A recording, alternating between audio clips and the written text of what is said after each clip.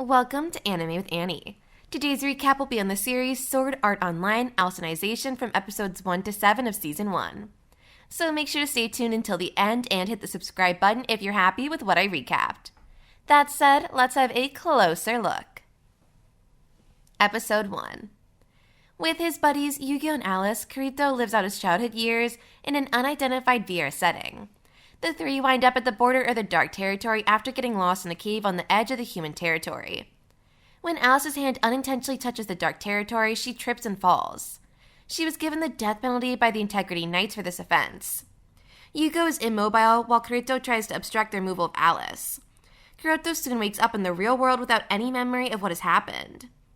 An unknown team is confronted by Suno, Kirito, Asuna, Celsia, Lisbeth, and Klein later on in the Gun Gale Online after one of them is eliminated. After the battle, Simon expresses her gratitude to the other participants and invites Kirito and Asuna to participate with her in the forthcoming BOB tournament. They concur and Kirito discloses that he is a tester for Soul Translator, or STL, a new full-dive device developed by the Wrath Company. The last survivor of the Death Gun event, Johnny Black, attacks Kirito and Asuna on their way home and injects Kirito with poison. Episode 2. Kirito regains consciousness in the Underworld, but he is unable to recall how he got there. Yoko runs across him, but they don't remember each other. After assisting him with his daily work down the Demon Tree, Kirito is transported to Yugo's hamlet, where he learns that he can use his sword abilities from SAO. Kirito determines he has to understand more about his situation before seeking a means to leave the local church, where he has taken refuge. Episode 3. Selka Zuberg was awakened from sleep by Kirito on the 20th day of the 3rd month. After breakfast, Kirito joined Yoko at the gas setter to discuss the need to cut down the tree in order to enlist the boys' assistance in getting to the Empire's capital city. During lunch, Kirito discovered that Selka was Alice Zuberg's sister and that there has been recent reports of goblin sightings in the area. When the subject of sacred arts came up later in the conversation, Kirito became interested in whether there would be a more efficient way to cut the tree.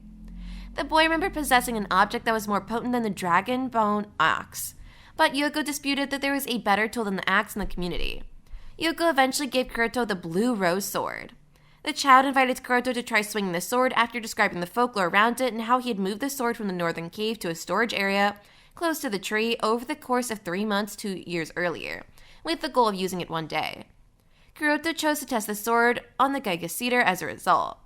Although this self-proclaimed swordsman was able to cut into the tree and cause it damage, the weight of the sword stopped him from striking the tree's already existing cut, decreasing the slash's efficiency. While Yugo was using his axe to chop down the tree, Kirito checked the state of the sword and learned that its class was superior to his object control authority.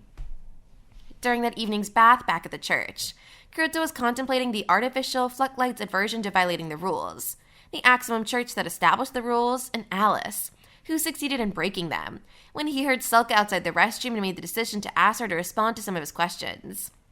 Kirito went back to his room a short while later, where Selka was waiting for him.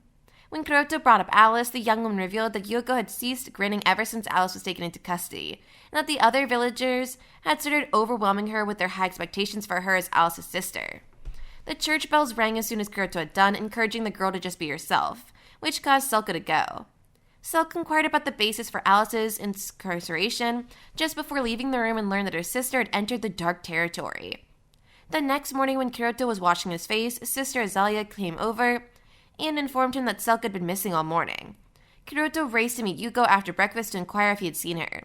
Kirito realized she could have gone to the mountain range at the edge during their conversation, since he remembered talking to Selka the previous evening. When the two lads realized this, they hurried to the northern cave to look for her. The two hurried to investigate a scream they heard ahead as they were moving through the tunnel. The two discovered Selka was missing as they entered a sizable room inside the cave, and discovered that goblins had kidnapped her. Yoko saw the girl and yelled her name, unwittingly letting the goblins know they were there. Yoko gave in fear as the creatures drew near the lads with the intention of killing them. Episode 4. Yugo and Kirito fight the goblins together after Kirito helps Yugo regain his composure. Yugo suffers serious injuries while battling the goblin commander, and both he and Kirito reflect on their earlier time spent together. After the battle, Kirito frees Selka, and she uses her magic to save Yugo's life by transferring some of Kirito's energy to him. After Yugo had recovered, Kirito strikes the demon tree hard with the sword from the End Mountains. He has acquired enough skill points to use, and Yoko asks him to train in swordsmanship. Yuko uses the sword to successfully bring down the demon tree after finishing his training, and the town celebrates his success. Yuko is given the opportunity to select his next profession at the event, and he chooses to become a swordsman. Then Kirito and Yuko set off towards Central City in an effort to track down Alice and return her to her home. Episode 5. Johnny Black poisoned Kirito, who was then transferred to a hospital. He is stable but unconscious, and the doctors tell Asuna and Kirito's family that they are unsure of when or if he will ever wake up. Then Koka approaches them and offers to move Kirito to a better facility, but Asuna and Suka are not allowed to see Kirito when they go to visit him there. Asuna locates Kirito all the way to the port with the aid of Yue and the rest of her companions, learning that he must have been taken abroad. Asuna gets in touch with Rinko Kojiro, the former lover and fellow researcher of Oko Kabaya, after learning that Kayabaya created the Soul Translator. Later, Rinko is escorted to the Ocean Turtle, an offshore research facility, where she is welcomed by Koka. After navigating several security checks, Mayumi asks Kyoka where Kirito is while posing as Asuna. Episode 6. Asuna and Rinko are informed by Kyoka that Kirito's brain is being repaired utilizing STL technology because the attack caused significant damage to it. He also discloses that the Underworld experiment primary goal is to develop a brand new, more sophisticated type of artificial intelligence. Despite the fact that the experiment was a success, they point out that by founding the Church of Axiom inside the Underworld, the AIs were able to completely eradicate all wrongdoings, including murder, from the community, and that they still required Kirito, who has years of experience playing VR MMORPGs, to interact with them in order to further develop them. Asuna concludes that all Kyoko's efforts since the creation of the Nerve Gear have been carried out in support of the study known as Project Alicization, leading Asuna to conclude that Kyoko's goal is to construct AIs capable of murder for military applications. While acknowledging that Kaibaya cannot be pardoned, Asuna responds that she is grateful for the days she spent with Kirito inside Inkrad. Episode 7. 2 years have passed since Kirito and Yuko were students at the North Centauria Imperial Swordmaster Academy. The pair reflect on how they were required to enroll in the academy after winning a sportsmanship competition in the northern town of Zakaria. They want to become Integrity Knights, which will give them admission to Central Cathedral and allow them to graduate from the academy as the top pupils. Kirito spars with Sortilia Surlu, an elite sportsman, who is also his mentor. Sortilia bemoans the fact that her sword techniques are still crude and requests that Kirito teach her everything about the Encred style before she graduates. In order to see the Zephyr flowers that Kirito is striving to nurture, Yuko and Kirito go to the garden.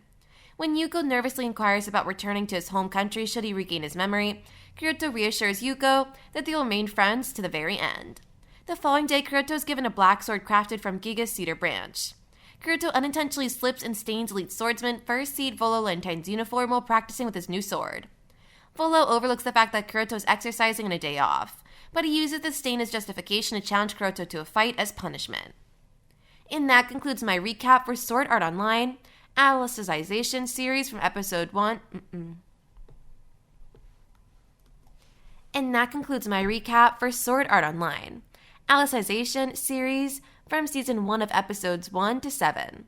If you enjoyed it, please be sure to like and subscribe to my channel, Anime with Annie, for more such exciting anime content and reviews. And please leave comments about what you thought of today's video. And remember, have an Annie-mazing day.